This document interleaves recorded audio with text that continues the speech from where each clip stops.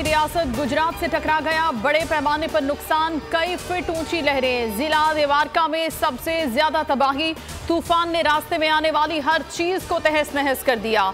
घरों की छतें उड़ गईं। जिला कुछ में भी बेरहम मौजों की जद में आया, समंदर का पानी सब कुछ बहा कर ले गया। लाखों लोग मुतासिर, गुजरात में मजीद तबाही का खदशा।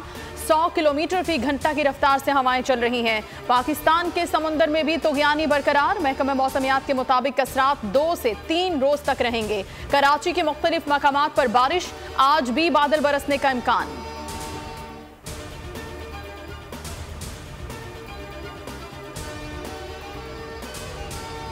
ठट्टा, केटी बंदर, शाहबंदर और बदीन समेत दीगर साहली इलाकों में कई देहात ज़ेर-ए-आब।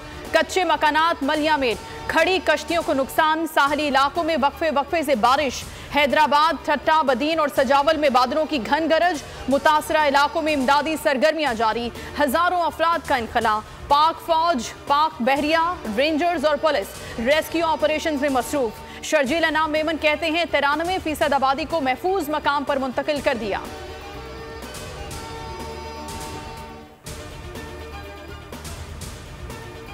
पाक बहरिया का सिंध और बलोचिस्तान के समुद्री तूफान से मुतासरा इलाकों में rescue and relief operation. Emergency response टीमों ने शहरियों को अशिया खैर-ओ-नोश फराहम की। 17,000 अफराद को महफूज मकामात पर मुंतकिल किया। पाक फौज के general officer commanding Hyderabad garrison major general Mohammad Hussain का शाहबंदर और जौहर जमाल के रिलीफ कैंपों का दौरा। कहा कि उस वक्त तक चैन से नहीं बैठेंगे जब तक तूफान का खतरा न टल जाए।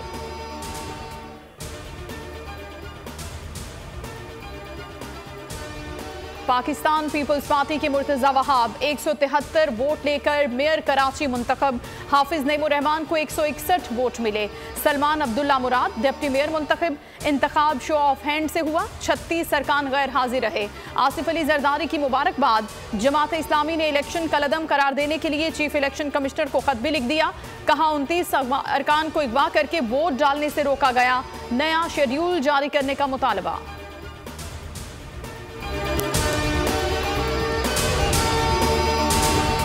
बिपरजोए तूफान के खतरात कराची के साहिल तक पहुंच गए। समुद्री तूफान और शदीद बारिशों में नुकसान से बचने के लिए आवाम ये एहतियाती तदाबीर इख्तियार करें।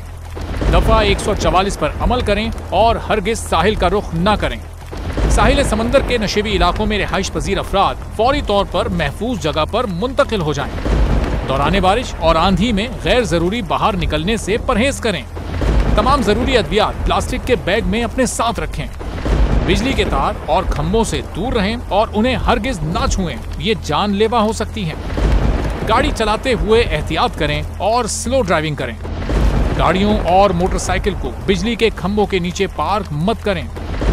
दरख्तों, साइन बोर्ड और पीएमटी के नीचे खड़े ना हों। जनरेटर या पानी की मोटर को गीला होने से हत्तुल इम्कान बचाएं। सिंध हुकूमत और एनडीएमए की जानिब से अवामी इमदाद के लिए हेल्पलाइन नंबर जारी किए गए हैं। आवाम से गुजारिश है किसी भी इमरजेंसी की सूरत हाल से निपटने के लिए स्क्रीन पर मौजूद इन नंबर्स पर फौरी राब्ता करें। आंधी और तूफान से बचने की दुआ। ए अल्लाह, इसे रहमत बना और इसे अजाब ना बना। ए अल्लाह, इसे नफे वाली हवा बना और नुकसान वाली हवा ना बना।